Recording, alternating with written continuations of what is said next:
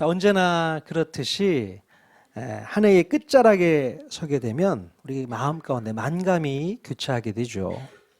지나온 시간들을 돌이켜보면 후회와 아쉬움이 우리 마음을 무겁게 만듭니다. 자, 했어야 했는데 하지 못했던 일 때문에 아쉽기도 하고, 또는 하지 말아야 했는데 아무 생각 없이 해버리는 바람에 큰 낭패를 보기도 했었죠. 자, 그래서 여러 가지 일로 인해서 속상하고 안타까운 마음이 들기도 합니다. 하지만 반면에 우리가 생각지 못했던 놀라운 은혜를 경험하기도 했었습니다. 잘 안 될 줄 알았는데 의외의 결과가 나오기도 하고, 또한 생각지도 못했던 일들이 일어나서 큰 감동과 감격된 시간을 맛보기도 했습니다. 자, 엊그제 우리 금요 저녁 기도회 시간에는 한 해 동안 있었던 개인의 경험들, 또 은혜를 함께 간증하며 나누는 시간을 가졌습니다. 저희가 중보기도 시간까지 포함해서 9시에 끝나는 건데, 기도도 제대로 못하고 9시 반까지 이어지는 간증 시간이었습니다. 와, 우리 통하는 교회 성도님들 간증을 부탁드리니까요, 너무 말씀들을 잘하시고 또 간증의 내용이 참 귀하더라고요. 그래서 저도 많이 도전을 받았습니다. 하나님의 은혜를 간증하고 자신의 변화된 모습을 간증할 때에 참 목회자인 저로서는 큰 보람이 되더라고요. 야, 하나님께서 저 간증을 듣게끔 하시는구나, 저한테. 그게 저한테는 큰 위로가 되고 격려가 되었습니다. 새해에는 더 큰 간증들, 더 많은 성숙된 모습들을 간증을 통해서 보여주실 수 있기를 부탁드리겠습니다. 자, 물론 뭐 좋은 일만 있었던 것도 아니었고, 뭐 좋지 못한 일도 많이 있었지만, 그런 여러 상황 속에서도 하나님의 음성을 듣고 순종하려고 하는 우리 성도들의 모습이 참으로 자랑스럽게 느껴졌고 대견스럽게 느껴졌습니다. 자, 그리고 그렇게 서로 은혜를 나누다 보니까 하나님의 은혜가 더 크게 배가 되는 것을 느낄 수 있게 되는 것이죠. 나 혼자만 알고 있었던 그 은혜가 아니라 함께 나누니까 은혜가 배가가 되는 것입니다. 그 축복, 오늘 목장 모임 하면서 마지막 그 간증 시간을 목장 안에서 가질 수 있기를 바랍니다. 네. 자, 참으로 감사하게 생각하는 것은요, 우리가 예수님을 믿고서 받은 혜택이 너무 많다는 사실입니다. 우리가 찬양을 통해서도 아까 같이 노래를 불렀지 않습니까? 내가 잘한 게 예수 믿은 거다. 그런 찬양의 고백이 오늘 우리가 부른 노래인데요.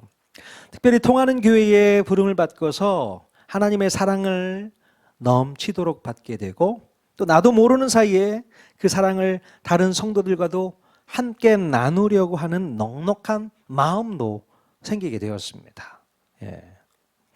또 늘 쉽게 받아왔던 마음의 상처도 조금씩 사라지고, 또 상대방을 이해할 수 있게 되었죠. 내 자신의 모난 부분이 보이고, 또 그것을 고쳐보려는 열정도 생기게 되었습니다. 자, 우리는 이렇게 주님이 기뻐하시는 자녀의 모습으로 성장해 나가고 있음을 알 수 있습니다. 엊그제 나누었던 이사야서 말씀에 이런 말씀이 있었어요. 나의 뜻이 설 것이니 내가 나의 모든 기뻐하는 것을 이루리라.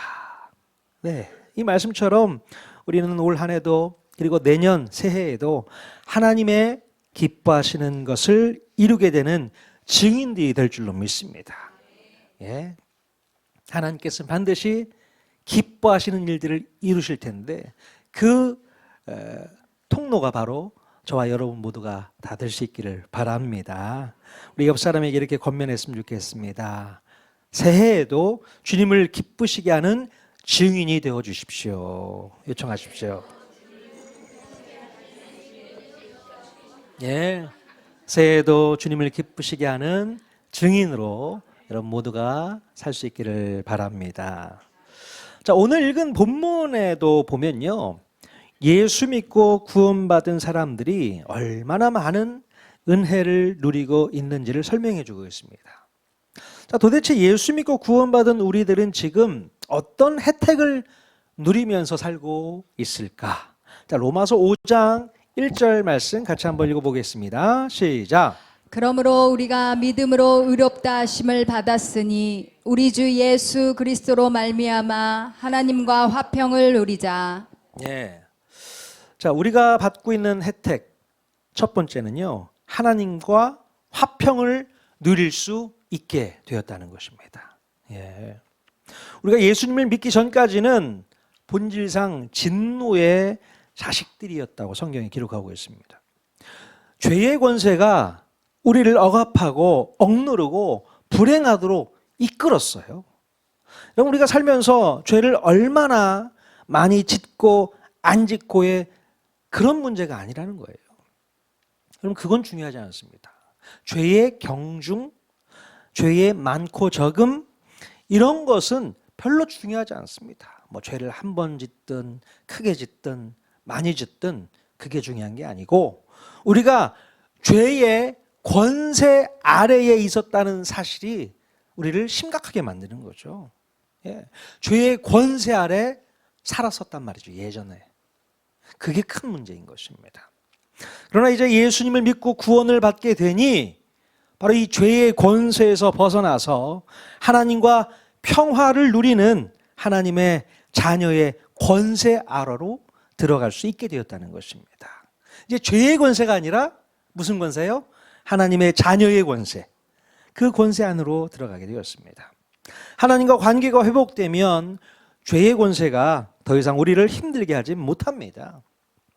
오히려 지금까지 누리지 못했던 진정한 행복을 맛볼 수 있게 되고요, 진정한 샬롬, 바로 평강을 경험할 수 있게 될 줄로 믿습니다. 아멘. 자, 그리고 두 번째 혜택은 뭐라고 기록되어 있냐면 바로 하나님의 은혜 안으로 들어갈 수 있게 되었다, 그렇게 설명하고 있습니다. 로마서 5장 2절 말씀 같이 한번 읽어보겠습니다. 시작. 또한 그로 말미암아 우리가 믿음으로 서 있는 이 은혜에 들어감을 얻었으며. 네. 하나님의 은혜 안으로 들어갈 수 있는 자격을 획득하게 됩니다. 우리가 하나님의 은혜를 경험했다고 간증을 할 수 있는 것도 바로 하나님의 은혜 안에 있었기 때문에 가능했던 것이죠. 하나님의 은혜 안에만 있게 되면 더 이상 갈급함이나 갈증이 없어져요. 사라지게 됩니다. 자, 이 은혜는 오늘 우리가 이 땅을 살아갈 수 있는 원동력이라고 말할 수 있습니다. 히브리서에 보면요, 이런 말씀이 있어요. 이 은혜를 뭐라고 표현하고 있냐면 때를 따라 돕는 은혜라고 얘기하고 있어요. 때를 따라 돕는 은혜. 우리가 이 땅을 살아가면서 우리의 혼자 힘으로 이겨나갈 수 없는 일들이 얼마나 많이 있습니까? 혼자 힘으로 살아가기 너무 어렵죠. 하지만 하나님의 은혜가 그때마다 우리를 도와주신다 말씀하고 있어요. 그렇기 때문에 우리는 다른 것에 도움을 구하지 않아도 되는 겁니다. 굳이 다른 데 가서 손 벌릴 이유가 없다는 거죠. 하나님의 은혜가 우리를 돕는다고 했기 때문에 더 이상 걱정하거나 염려하지 않아도 되는 것입니다. 우리는 이미 은혜 안으로 들어와 있기 때문에 그렇다는 것이죠. 자, 세 번째 혜택은 뭘까요? 바로 하나님의 영광을 바라고 즐거워하게 된다는 것입니다. 자, 로마서 5장 2절 하반절 같이 한번 또 읽겠습니다. 시작. 하나님의 영광을 바라고 즐거워하느니라. 자, 이 말씀은 바로 하나님의 영광에 참여하게 될 소망 가운데 즐거워한다, 이렇게 말씀하고 있어요. 우리가 그렇습니다. 즉 지금 당장이 아닌 미래에 일어나게 되는 하나님의 자녀로서 누리게 될 영광에 대한 소망을 나타내고 있습니다. 네. 자, 그래서 우리는 소망에 대해서 깊이 좀 묵상해 봤으면 좋겠습니다. 소망이라는 게 도대체 뭐냐? 그럼 우리가 뭔가를 소망한다는 것은 지금 당장 눈앞에 보이는 것이 아니기 때문에 별 소용이 없고 별 의미도 없다고 생각할지 모르겠습니다. 아니 뭐 당장 보이는 것도 아니잖아. 아까 말씀드린 것처럼 때를 따라 돕는 은혜가 최고로 좋지, 먼 미래에 나타날 소망에 대해서는 굳이 집착하지 않으려고 하는 경향이 있어요. 먼 미래보다는 지금 당장이 더 중요하다고 여기기 때문에 소망을 갖는 부분에 대해서는 큰 혜택이라고 생각하지 않는다는 것입니다. 자, 그런데 여러분, 우리가 예수님을 믿고 구원받아서 얻게 되는 혜택 가운데 하나님과의 화평도 좋고 또 은혜 안으로 들어가는 것도 좋지만, 어쩌면 우리의 삶의 가장 큰 원동력이 되는 것은 바로 하나님의 영광에 참여하게 될 소망을 갖게 되는 것이라고 말씀드리고 싶습니다. 예. 이 소망은요, 먼 미래의 일이라고 생각할 수 있지만 현재 우리의 삶을 작동시키고 있는 힘이라고 저는 믿습니다.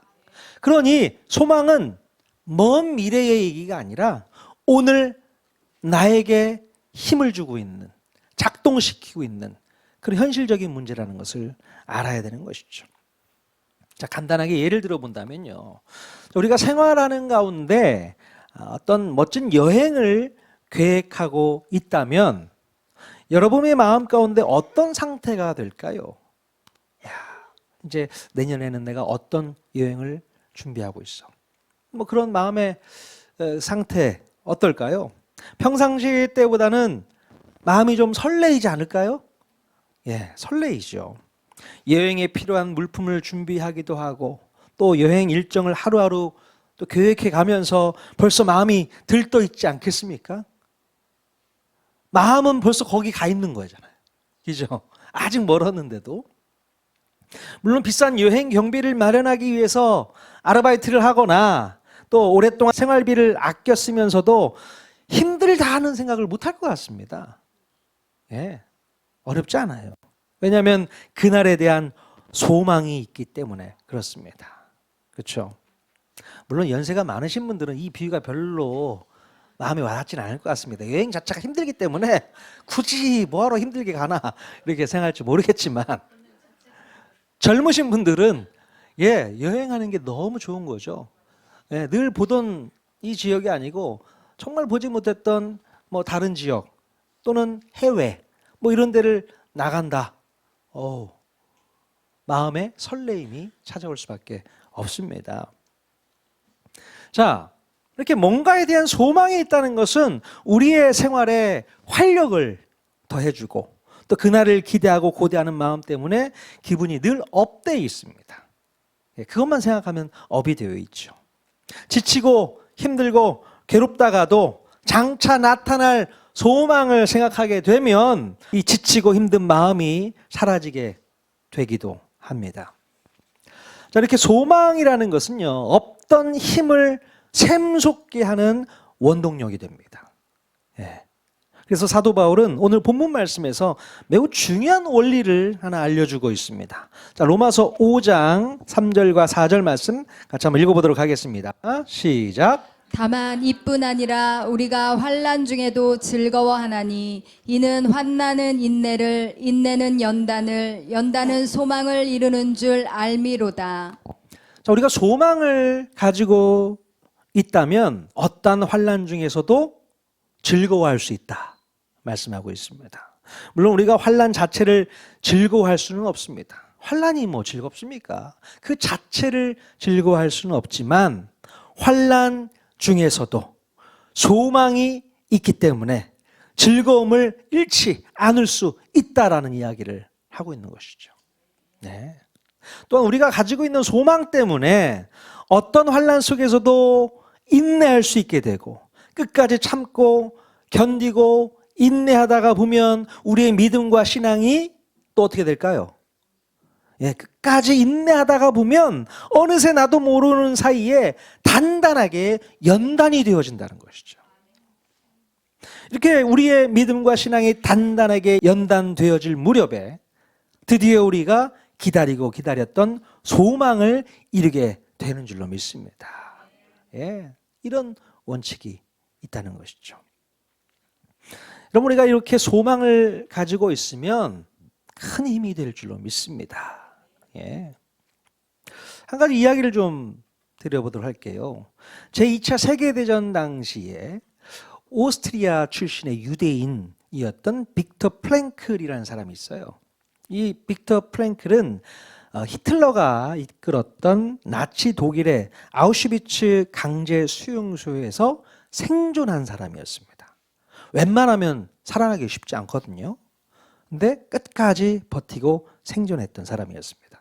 자, 그는 극한의 고통 속에서도 삶에 대한 소망을 잃지 않고 끝까지 살아남았어요. 네. 자, 이 빅터 프랭클이 그런 환경 속에서도 살아남을 수 있었던 비결이 있었는데요. 그 비결이 무엇이었을까요? 자, 그런 수용소 생활을 할 때에 이 비참한 일상 속에서도 자신을 돌보는 아주 작은 습관을 유지하려고 노력했다고 합니다. 이 작은 습관은 뭘까?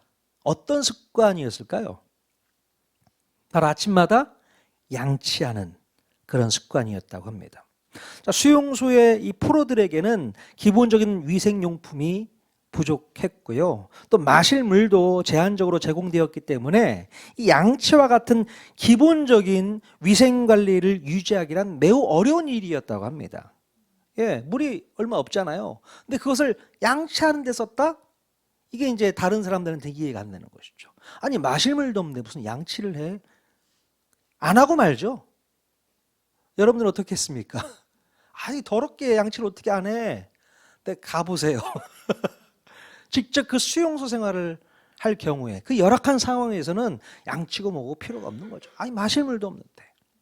근데 이분은 그런 환경에서도 매일 아침마다 주어진 물로 양치를 하면서 자신의 인간성을 지키고 또 내면의 자유를 유지하려고 노력했었다고 하는 것이죠. 자, 이런 태도는 극한의 상황 속에서도 삶에 대한 소망을 잃지 않게 만들어 주었다고 합니다. 그래서 원래 그의 직업은 정신과 의사였다고 하는데요. 전쟁이 끝나고 나서 포로 수용소에서의 그 경험한 기록을 책으로 발간하게 되었고 실존주의 상담 치료의 핵심 인물로 나중에 자리를 잡게 되었다고 합니다. 그래서 빅터 프랭클은요, 종전 이후에 인본주의 심리학자들에게 큰 영향을 주었다고 합니다. 그가 쓴 책 이름이 죽음의 수용소에서라는 책이었다고 해요. 그 책에 자기의 경험한 내용들을 다 기록해 놓았겠죠. 여러분, 이 빅터 프랭클이 극한의 상황에서도 최소한의 인간성을 지키기 위해서 실천했던 이 매일의 양치 습관은 그에게 있어서 삶의 소망을 놓지 않게 했던 열쇠가 되었던 것입니다. 이렇게 그는 삶에 대한 소망을 잃지 않았기 때문에 결국 소망을 이루게 됩니다. 무슨 소망이요? 살아야겠다.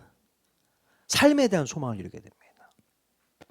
남들 같았으면 너무나도 지치고 고통스럽고 괴로움의 연속이었기 때문에 삶을 쉽게 포기해버리고 말았을 텐데 끝까지 소망을 품고 있었기 때문에 결국에는 이루게 됩니다. 예. 그 수용소에서 살아남기가 쉽지 않아요. 어렵습니다.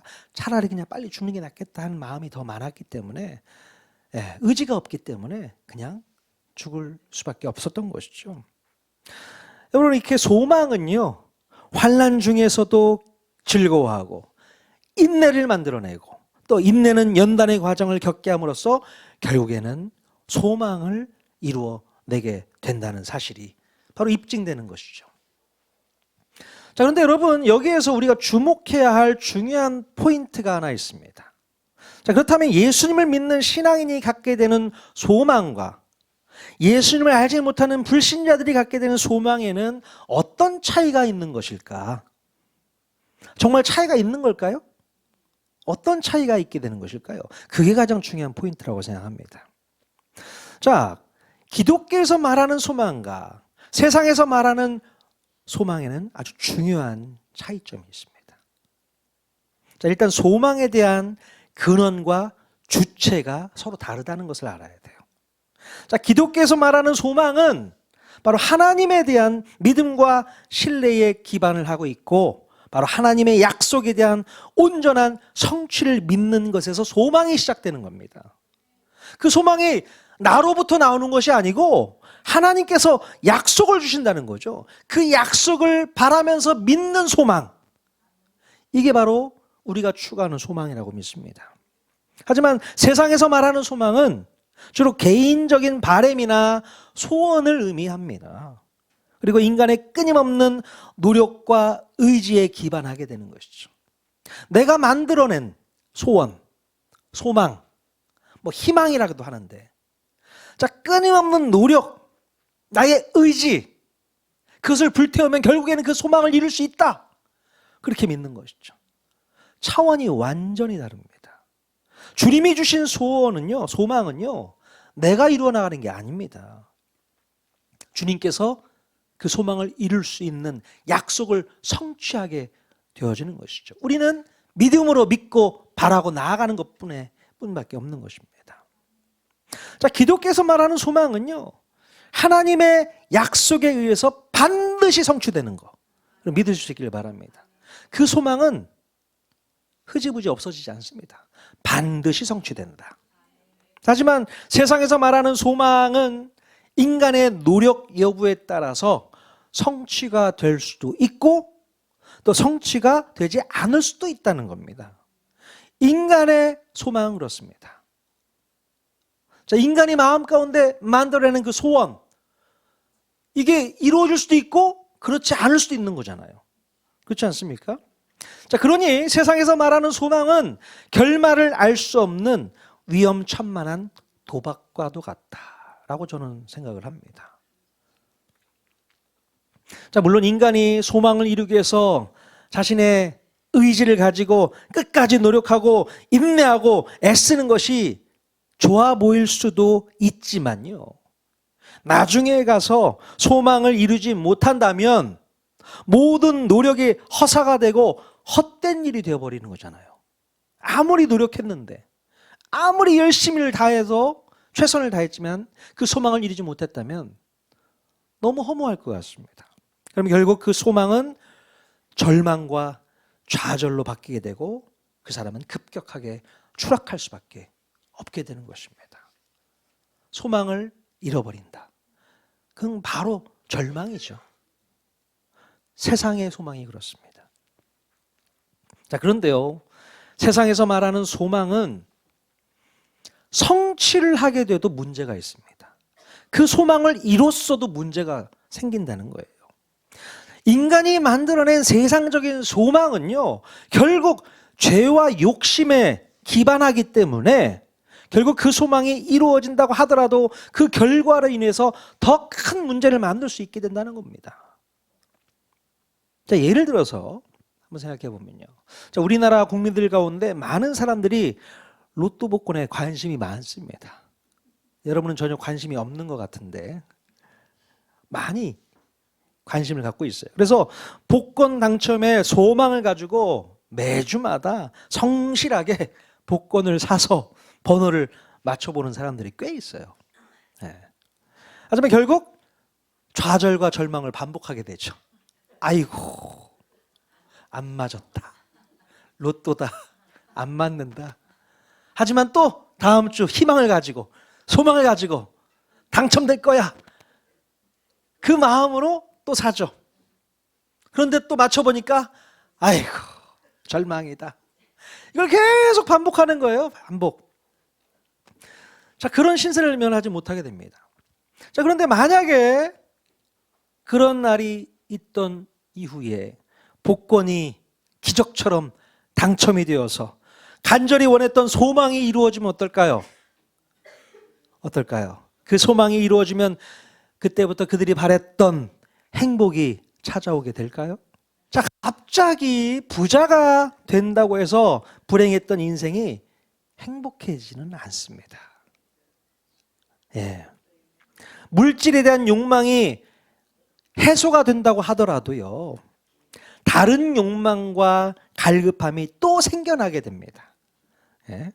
그리고 안타깝게도 더 큰 문제는 인간의 그런 약점을 이용해서 원수 사탄은요, 인간을 파멸로 이끄는데 사용하게 되는 것이죠.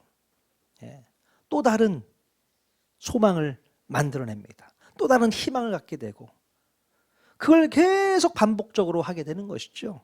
사단이요, 그것을 노리고 있습니다. 우리의 약점, 갈급함, 이 갈급함을 채워나가기 위한 노력하게 하는 그 열정을 쓸데없이 허비하게 만든다는 것입니다. 그래서 희망 고문이라는 거 들어보셨죠? 희망 고문. 사단이 하는 겁니다. 희망 고문. 네. 자, 조금 전에 제가 예를 들어 설명해 드렸던 빅터 프랭클이라는 사람 어떻습니까? 삶에 대한 소망 성취. 이 사람이 삶에 대한 소망의 성취는 우리가 어떻게 봐야 될까요? 어떻습니까? 아까도 살짝 말씀드렸지만 그는 삶의 소망을 이룬 뒤에 인간의 죄성을 강화하는 이론과 원리를 세상에 발표하게 됩니다. 이게 무슨 말이냐? 그가 쓴 책 죽음의 수용소에서 자, 그 책을 세상에 발표하게 됨으로써 하나님이 없이도 인간이 마음만 먹으면 뭐든지 해낼 수 있다는 인본주의 사상을 부흥시키는 공을 세우게 됩니다. 야, 하나님 없어도 살 수 있어. 내가 노력하니까 되던데? 끝까지 포기하지 않고 붙잡고 있으면 되던데? 거기에 하나님이 있어요, 없어요? 없습니다. 자, 그래서 인간이 마음만 먹으면 뭐든지 해낼 수 있다는 인본주의 사상을 활성화시키게 되죠. 그래서 잘 들어보셨을 겁니다. 긍정의 마인드, 마인드 컨트롤, 또 자아 실현 이런 얘기 들어보셨죠? 다 인본주의를 토대로 한 사상들입니다. 이 인본주의 사상을 토대로 한 로고 테라피라는 심리치료 기술을 이 사람이 완성하게 됩니다. 심리적인 치료로 다 가능하다. 그래서 이분이 정신과 의사였지만 심리학자이기도 합니다. 그래서 자기의 경험을 토대로 해서 로고 테라피라는 심리치료 기술을 완성하게 돼요. 그래서 사람들에게 뭔가 도움을 주게 되는 것이죠. 너 해낼 수 있어. 나도 살아났어. 삶에 대한 의미를 가지고 뭔가 도전을 주는 것이죠. 그럼 어떻습니까? 이게 좋은 방법일까요? 어떻습니까? 하나님 없이도 가능하다. 인간의 의지를 가지고 도전하면 또 소망을 가지고 꾸준하게 도전하면 가능하다. 그 얘기를 하는 거거든요. 저는 이 문제가 심각하다고 생각을 합니다. 물론 그 죽음의 수용소에서 살아남은 거 이건 대단한 일이죠. 대단한 일이죠. 근데 그 경험 자체가 오히려 악영향을 주고 있다는 거예요. 후대의 사람들에게. 하나님 없이도 살 수 있어. 끝까지 포기하지 마. 긍정의 마인드 그거 가져야 돼. 여러분 조심하셔야 됩니다. 긍정의 마인드로 이 땅을 살아갈 수 없습니다. 하나님이 주신 소망이 긍정이 돼서 살면 상관이 없지만 내가 만들어낸 긍정, 내가 만들어낸 소망, 끝까지 이루고야 말겠다는 그 불굴의 의지, 이거면 돼. 교만입니다, 그게. 이 교만이 무서운 거거든요. 여러분, 이렇게 우리 그리스도인들이 추구하는 소망은 세상적인 소망과는 달리 나의 인간적인 바람이나 소원하는 바가 절대로 아니라는 사실을 꼭 기억하셔야 돼요. 우리의 소망은 나 자신으로부터 생겨나는 것이 아니라 하나님께로부터 오는 것이라는 것을 믿으셔야 됩니다. 하나님이 주셔야 돼요. 그렇기 때문에 그 소망은 반드시 성취될 뿐만 아니라 헛된 소망은 아무것도 없다는 것이죠. 그 소망을 이룰 때에 꼭 주님이 필요하다. 나의 혼자의 힘으로 되는 것이 아무것도 없다. 꼭 기억할 수 있기를 바랍니다. 자, 그래서 하나님이 주신 소망을 가진 사람들은요, 부끄러워하지 않는다, 이런 표현을 성경에서 많이 쓰고 있더라고요. 소망을 가진 사람들은 부끄러워하지 않는다. 한번 보실까요? 로마서 5장 5절 말씀 같이 한번 읽어보겠습니다. 시작. 소망이 우리를 부끄럽게 하지 아니함은 우리에게 주신 성령으로 말미암아 하나님의 사랑이 우리 마음에 부은 바 됨이니. 소망이 우리를 부끄럽게 하지 아니한다. 우리로 하여금 부끄럽게 하지 않는다 말씀하고 있어요. 자, 빌립보서 1장 20절도 한번 같이 한번 읽어보겠습니다. 시작. 나의 간절한 기대와 소망을 따라 아무 일에든지 부끄러워하지 아니하고 지금도 전과 같이 온전히 담대하여. 자, 시편 119편, 116편도 같이 읽겠습니다. 시작. 주의 말씀대로 나를 붙들어 살게 하시고 내 소망이 부끄럽지 않게 하소서. 예, 내 소망이 부끄럽지 않게 해주소. 자, 이 소망을 가지고 살면 우리의 삶이 부끄럽지 않다라고 성경의 기자들은 계속 기록하고 있습니다. 그럼 세상 사람들은요, 우리가 천국에 대한 소망을 갖고 산다고 말하면 조롱합니다. 겉으로 표현은 안 해도 조롱해요.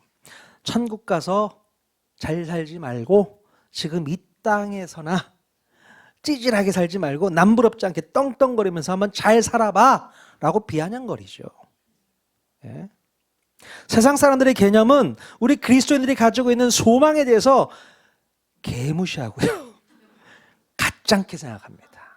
야, 니들 뭐 하는 거야? 하지만 비록 지금 내가 붙들고 있는 소망이 세상 사람들에게는 조롱거리가 되고 놀림거리가 된다고 하더라도 결국에는 자랑거리로 우리 하나님께서 바꿔 주실 줄로 믿습니다. 부끄럽지 않게 해주신다는 거예요. 그럼 믿습니까? 만약에 소망을 붙잡고 가는데 결국 그것이 이루어지지 않았다? 이거 너무나도 부끄러운 거 아니겠습니까? 근데 우리 주님은 반드시 그 소망을 이루어 주신다. 부끄럽지 않게 해주신다. 믿을 수 있기를 바랍니다. 자, 그러나 반면에 세상적인 소망을 가졌던 이유로 부끄러움을 당했던 인물이 성경에 있습니다. 무슨 소망을 가졌다고요? 세상적인 소망을 가졌기 때문에 결국에는 부끄러움을 당하는 인물 누가 있을까요? 창세기 19장 26절 같이 읽겠습니다. 시작. 롯의 아내는 뒤를 돌아보았으므로 소금 기둥이 되었더라. 소돔성에 살았던 롯의 아내는요, 뒤를 돌아보지 말라는 경고에도 불구하고 세상적인 소망과 집착이 결국 소금 기둥이라는 비참한 결말을 보게 됩니다. 이 롯의 아내, 그래도 그나마 그 소돔성에서 구원해 주기 위해서 얼마나 많은 애를 썼습니까? 자, 그 소돔성에서 나올 때에 반드시 뒤를 돌아봐서는 안 돼. 그 얘기는 뭘 얘기하는 거예요? 세상에 대한 소망을 갖지 말란 얘기예요. 미련을 갖지 말란 얘기예요. 뒤돌아보지 말고 딱 끊어버려. 그 얘기잖아요. 근데 이 롯의 아내는 어떻게 됐어요? 뒤를 돌아보게 됩니다. 그 의미가 뭔지 아십니까? 여전히 그 마음 가운데 세상에 대한 소망이 있다는 거죠. 잘 먹고 잘 살고 남들보다 떵떵거리면서 그러고 살고 싶었던 그 마음 때문에 소돔성을 택한 거 아닙니까? 그것에 대한 미련이 사라지지 않는 거예요. 그래서 뒤를 돌아다 보면서 소금 기둥이 돼버렸던 것이죠. 얼마나 부끄럽습니까, 이게. 세상에 대한 소망을 가진 자. 안 부끄러워요? 부끄러운 일이죠. 예. 누가 더 부끄럽게 될까요? 세상의 소망을 가진 자가 결국 부끄러움을 당하게 된다는 사실을 꼭 기억할 수 있기를 바랍니다. 그러나 하나님께 소망을 두고 사는 사람은 절대로 부끄러움을 당하게 내버려 두지를 않으셔요. 우리 하나님은 그런 하나님인 줄로 믿습니다. 우리 그리스도인들은요, 앞으로 무슨 소망을 품고 살아가야 할까? 어떤 소망을 가지고 품고 살아가야 될까? 로마서 5장 2절에 있었던 말씀처럼 하나님의 영광에 참여하게 될 소망 가운데 살아가야 될 줄로 믿습니다. 그 하나님의 영광, 이 소망은 예수 그리스도를 믿고 구원받은 우리들 모두에게 주시는 놀라운 혜택 가운데 하나라고 말씀드렸잖아요. 앞으로 먼 미래에 하나님의 영광에 참여하게 될 것을 소망하며 기쁘고 즐겁게 살아가는 우리들 모두가 다 되었으면 좋겠습니다. 지금 이 땅에서는 비록 우리의 형편이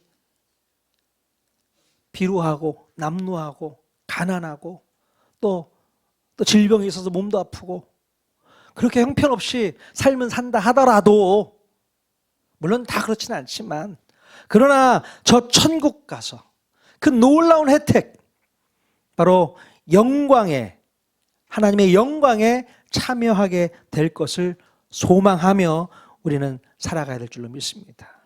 그 소망을 생각하면 우리 마음 가운데 기쁨과 즐거움이 차고 넘치셔야 되는 거예요. 아니, 그 한낱 해외여행 한번 가기 전에 마음 가운데 업이 된다면서요. 기분이 좋다면서요. 힘든 일도 힘들지 않다면서요. 그러면 천국에 대한 소망을 가지고 살아가는 사람은 비록 지금 내가 힘들고 어렵고 고통스럽고 괴로움이 있어도 그날을 생각하면서 업이 되어 있어야 되는 거죠. 야, 이거다. 이게 큰 혜택 아니고 무엇이겠습니까? 예? 우리가 하나님께서 주시는 이 영광스러운 자리에 참여하게 되려면 당연히 세상적인 욕심과 소망은 딱 끊어버려야 됩니다. 세상의 욕심, 세상의 소망 끊으셔야 돼요. 바로 하나님의 소망과 세상적인 소망을 우리는 동시에 소유할 수 없기 때문에 그렇습니다. 예? 둘 중에 하나를 우리 반드시 선택해야 돼요. 무엇을 선택할 것인가? 자, 그렇다면 여러분들은 무슨 소망을 선택하시겠습니까? 세상에서 추구하는 그런 부끄러움을 줄 수 있는 소망을 선택하시겠습니까? 아니면 저 천국에 가서 영원토록 주님과 함께 할 수 있는 그 놀라운 소망을 선택하시겠습니까? 예? 자, 최종적으로 하나님과 사랑 앞에서 부끄럽지 않을 소망을 여러분 모두가 다 품고 사실 수 있기를 바랍니다. 부끄럽지 않습니다. 자랑스럽습니다. 이 소망을 품고 있는 것이 자랑스러워서 우리는 복음도 증거하는 것이 아니겠습니까? 야, 너도 이 소망 품고 살아봐. 우리 지난주에 성탄절에 많은 분들이 교회에 오셨어요. 얼마나 노력하셨습니까? 새가족들 교회 한번 발 내딛는 게 너무 어렵습니다. 발 한번 옮기는 게 그렇게 어려워요. 자, 그러나 우리는 그분들에게 끊임없이 세상의 소망을 품지 말고 천국의 소망을 품고 사셔야 된다. 이것이 진짜 행복이다. 알려줘야 되는 거예요. 그러나 사탄은 계속 우리를 공격하죠. 무슨 소리야? 세상에서 소망을 누리면서 살아야지. 그게 진짜 행복이야. 사단이 계속 속삭입니다. 또 그 불신 영혼들도 계속 그 말에 귀 기울이도록 사단이 잡고 안 놔줘요. 어떻게 해야 됩니까? 그들을 위해서 우리는 중보기도 해야 되는 거죠.